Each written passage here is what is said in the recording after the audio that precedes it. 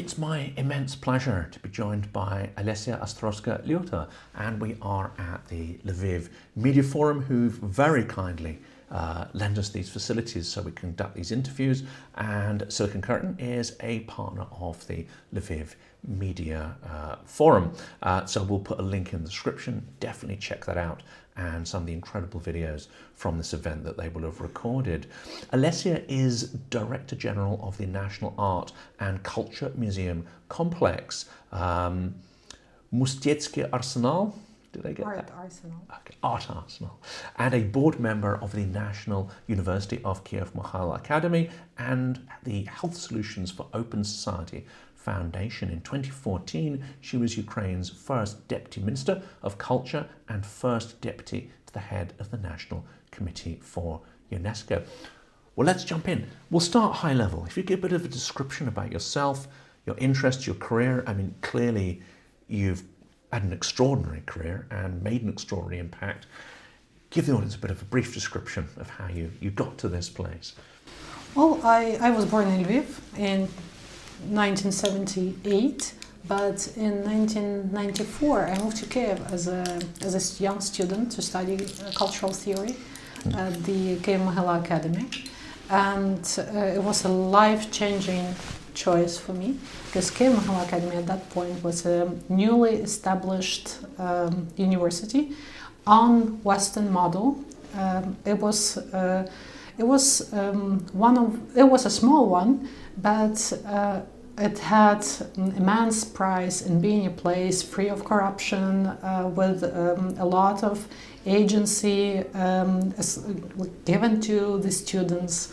We had the best discussions of the time, I guess, at that place, and it was really a formating experience for me and for a large circle of people with whom we are still friends, in contact. One figure that American audience might be familiar is Ukraine's ambassador to the US, Oksana Markarova, and many others. So Kiev-Mohyla Academy is an immensely important place for me. I'm very proud to be now on the board of the university. And then after that, another place which was formative for me as well was International Renaissance Foundation and its program called Soros Center for Contemporary Art.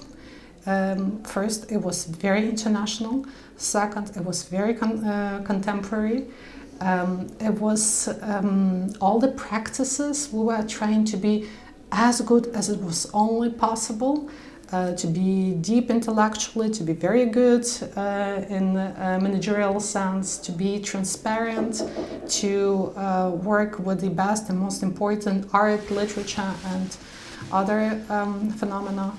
And it's still remembered. It closed down sometime quite a long time ago, but it's still remembered by the art community as one of those mythological institutions that were formative for the art scene of Ukraine.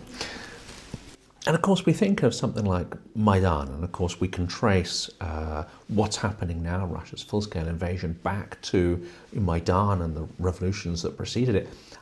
And of course, it's thought of as a political event primarily, but people from all directions of life participate in that. How important is it, do you think, that institutions such as Kiev-Mohyla really trained a generation of people to think and act and use their agency? How formative is that sort of investment in people and ideas to the subsequent sort of political events that happened, such as Maidan?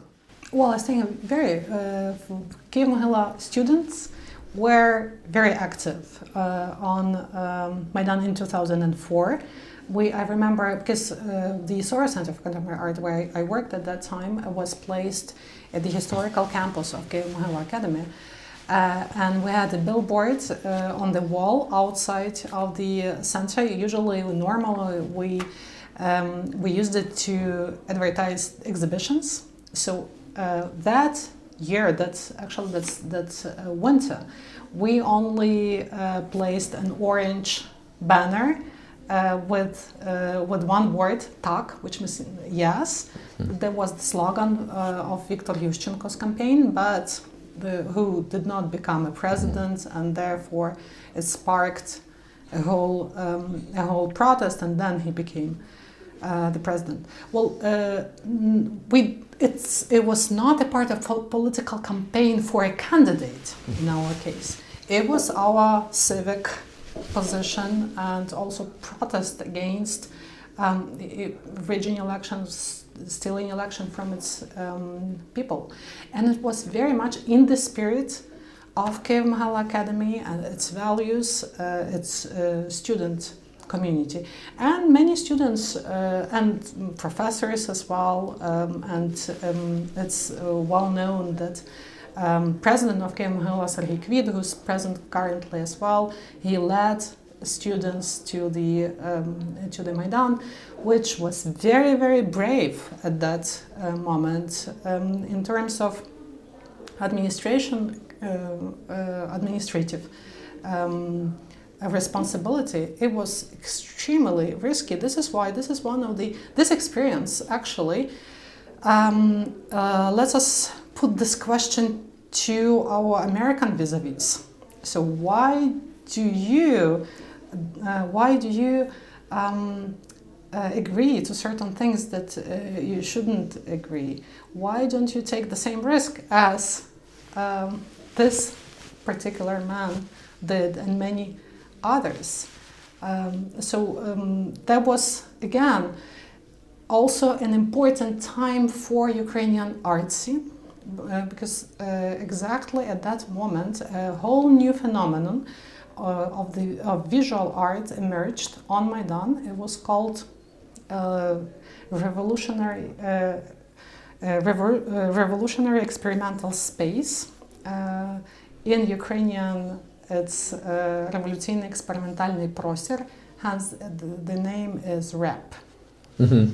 And at the beginning, it was a community and a movement of young artists who were participating in the protests on Maidan Square, and they as citizens, not as artists. But since every citizen was trying to do what he or she could, contributing the way they can, what did artists do? Artists painted, they did banners and installations and things like that. And they came to the Center of Contemporary Art for just logistical help. They needed some equipment, and they talked to the director of the center, Jerzy Onuch, who's a legendary person as well in Ukraine. And he proposed to them that they just use our gallery as a workshop for producing their visual materials. And they started to work there, less as activists at that point and more as artists, just because it was who they were. And that led to a whole new phenomenon on the art scene.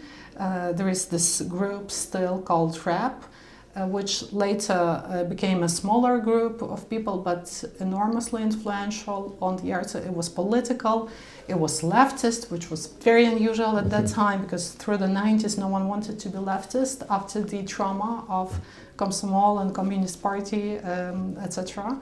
But that was a new generation who didn't have that exactly trauma. They could be political, they could adopt left ideas, they could advocate them, and they were brilliantly interesting. So actually they had an exhibition this year at the National Art Museum as a retrospective, because it was the 20th anniversary of that group. But now, it's a well-established phenomenon now, but at that time it was something very young and thriving, and coming from Maidan, from that revolutionary scene in the direct sense to the art scene. That's fascinating, and of course it brings energy as well as unity to an event like that. Now, if we look at the Russian argument, the imperial argument is that essentially Ukraine isn't real. That Russia and Ukraine, they're the same thing essentially. It's, they try to convince the Americans that this actually is a civil war. Stay out of it, because this is not similar to any kind of revolutionary struggle for freedom. It's nothing to do with, say, your American War of Independence. This is a sort of civic war. Art seems to tell, what you're saying, and what art seems to tell a different story. That there are not just fundamental differences in the sort of visual expression, but the cultural identity, the very perception of the world. There are fundamental differences between, the Russian, Ruski mir, and, Ukrainian identity as expressed in art. For Ukrainians, when we hear Russians, and especially people from other countries, telling us that Ukraine is not real is such a shocking statement. It's like telling you are not a real human. You're probably a biological robot, and I'm sure you are. I have my arguments for that. I've been called that a few times, That sounds very, very absurd. Yeah. You really have to have very little knowledge of the history of the region to say something like that. And when it comes to history of culture, it's obviously see how wrong that is. But let me pick up another plot, actually. What history of culture also taught us of Ukrainian culture is how dangerous it is to for what you can call intellectual scene, or thinking community, whatever you call it, to be confronted with the Russian imperialism. Because I don't know if you've heard about this phenomenon, which we call metaphorically executed Renaissance. So it's what it is about, what it refers to. It refers to extermination, basically killing mostly a majority of Ukrainian cultural figures in the 1930s, after a great thriving movement through the 1920s. And then after all those phenomena started to thrive, they were basically just exterminated. People were killed. This is authors, poets, visual artists, it's all the cultural elite, is my understanding. Yeah? Yes, hundreds of people. So hundreds are not millions, but when it comes to culture, those are the people who produce culture. So what we knew immediately was that if, for example, Kiev fell in the hands of Russians in 2022, that probably none of those actors would survive one way or another. There was even a sad joke, I remember at that time, because black humor was obviously thriving. Despite anything, this is what happens in such times. I remember one situation, because my husband and me, we stayed in Kiev during the siege of Kiev, and we were staying with our close friends and their important cultural figures. And when we were entering their place, the joke was, come in, let's make it easy for them. They will just do it in one. Find you all in one place, yes. Let's gather. Dark humor, yeah. It was, but actually that proved true when we saw what happened in Izum, in Kherson, in other places. It's extremely sad and dark experience. But what we learn from the history of Ukrainian culture is that a culture does not survive in physical terms, in terms of living creatures, when it comes to this collusion with the Ruski mir. Nothing organic survives, nothing natural. I mean, this is a fascinating thing. I mean, I still haven't got a clear answer. Maybe there isn't a clear answer, but this is, how did a vibrant, creative, innovative Ukrainian identity survive the Soviet experiment. When I went to Russia, I was looking for the emergence of some organic culture following, the dissolution of the Soviet Union, and I found no real evidence of that happening. Everything seemed still be, elements of artifice coming top down, or very much influenced by corruption and nepotism.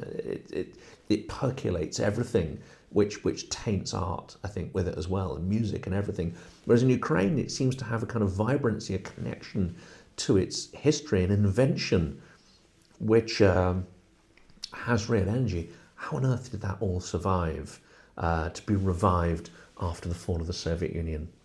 Well, Ukrainian society is structured more as a network. Pretty much, Ukrainian society is not as hierarchical. Ukrainians are very suspicious of any authority, which is a problem often. It's very hard to build institutions, good institutions, in such a situation, because every authority is under such a scrutiny that it's almost impossible for those institutions to function properly. But on the other hand, it leads to those grassroots phenomena, and they are really numerous. You would see many interesting things, starting with culture and finishing with Miltech. Mm-hmm. You'll have a variety of things. Another challenge is how then to grow and develop. There you need institutions. We are not great at that, as I told you. This is one of the reasons why we have a very interesting contemporary art scene and literature scene. Is paradoxically that contemporary art was a new phenomenon in post-Soviet Ukraine, just because it was not social realist art. So there were no regulations, no institutions to develop, but also to regulate contemporary art scene. Therefore, it just grew. It was not. It could have been much brighter and bigger with more support, but there was no pressure on it either. And it was the same with literature, because funny enough, for example, Ukrainian post-Soviet Ministry of Culture has many departments, but it doesn't have department for literature. Because literature was not in Soviet Union, was not regulated through the Ministry of Culture, but through the Union of Writers' Union. But those unions, they basically collapsed more or less. And again, there were no institutions to suppress growth. There were no institutions to support. Mm-hmm. That's why it could have been much better, but it could have been really suppressed. This is one of the paradoxes of this, society being very grassroots. And of course, you have a lot of connections to colleagues around the world and sort of international art scene, the connection with UNESCO as well. It seems to me, and again, you have to forgive me for turning things as a comparison to Russia, because of course, we're engaged in information war. This channel is all about that information war as well as the kinetic war. Russia seems very capable at packaging up a sort of canonical set of its literature and culture and weaponizing it. Turning that canon into a literal kind of canon of information. And unfortunately, that kind of cuts through. In Britain, broadly speaking, almost everyone is pro-Ukrainian, but you still see a lot of Russian classic culture sort of being performed and indulged and enjoyed. It seems to me the strength of Ukrainian literature is not in that sort of political top-down control or packaging up, but equally that makes it more difficult to export Ukrainian identity and culture, export some of the things learned through Maidan and the sort of self-organizing capacity that Ukraine seems to have, civic society. How do you square that circle? Because it seems to me that what the world needs right now is an injection of Ukrainian values, rather than just sort of, existing here and benefiting the local culture? Well, Ukrainians are working very, very hard to tell about themselves and to tell about their culture as well. And but you need cooperation for that. You need both sides for that. So it takes time and development of interest from the part of, let's say, audience in UK or US or other European countries. Just takes time. And those audiences had a way more time, learning about Russian culture, because it was an imperial culture, and imperial cultures, be it Russian, French, or British, had much more resources and time to actually tell their stories. And in case of Russian culture, it has always been weaponized since all imperial times as a part of, as a tool for Russian influence, starting with very, very old time. And paradoxically, democratic European societies do not recognize what you call the export of Russian culture as pro-Putin cultural policy, something that reinforces the current present Russian state, and that is authoritarian Putin's Russia. Yeah.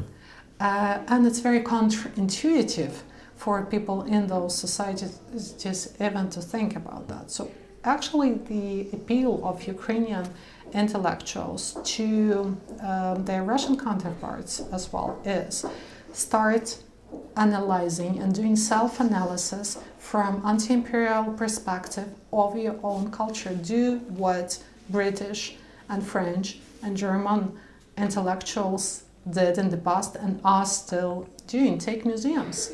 The colonial nature of